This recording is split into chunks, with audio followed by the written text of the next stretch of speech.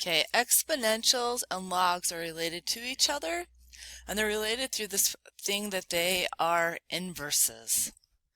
Okay, so they're inverses, and so the big thing you got to understand is that because they are inverses, logs are going to fall into place in the order of operations. So in operations, you have PEMDAS, P-E-M-D-A-S, where your P is your parenthesis, E is your exponent, and then you have multiply and divide, and then you have add and subtract. Like they go together. So we already know with exponents, those are our powers, and the inverse of powers are roots. So those two things fall underneath the exponent category. Here's the thing. Exponentials fall here. And then the inverse of an exponential is a log. So here's the thing.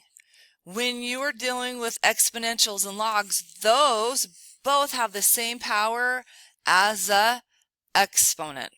Okay? So now we're going to go talk about a few inverses. So first thing, this is a log. I come, my original function, my inverse. I always go when I start at x. So at x, what's the first thing that happens right there? The first operation that happens on the x, we divide by a 2. So I divide by 2. So that takes care of my parentheses. When I come out, okay, I have a log of base 4. Okay, the inverse of having a log of base 4 is having a base of 4 in an exponential. And then I have that, and then if I divide by 2, I should times by what? 2. So now I need to go build an equation.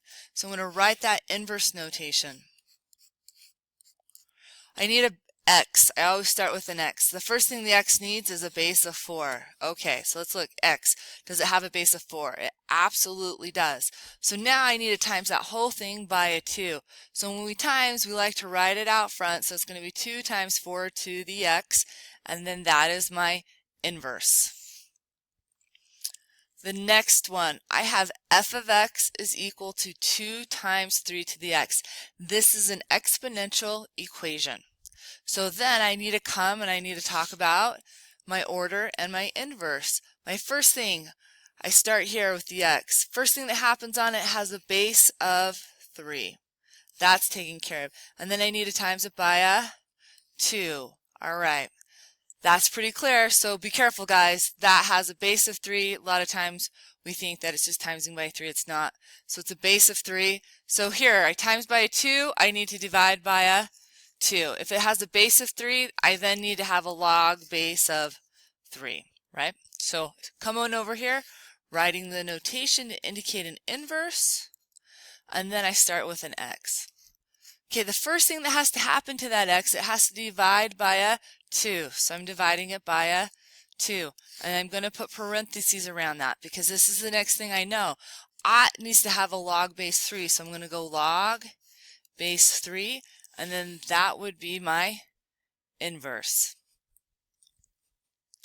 All right, my next one. This is a log. So if I have a log, the inverse has to become an exponential. So I start with the parentheses and I start with the x, plus 5. It's the first thing that happens. I get down with the parentheses and I go here, so I'm going to have a log of base 3. So the inverse of that is a base of 3, and if I add 5, I'm going to minus a 5. So here we are, guys, starting off, doing my inverse notation. Start with an x. I need to have a base of 3. So I'm going to come here. That x now has a base of 3. So here's the thing. This minus 5 isn't in front of the base. It's behind the base, so it has to come in line with the base. So that 3 and minus 5 line up, and then that would be my answer.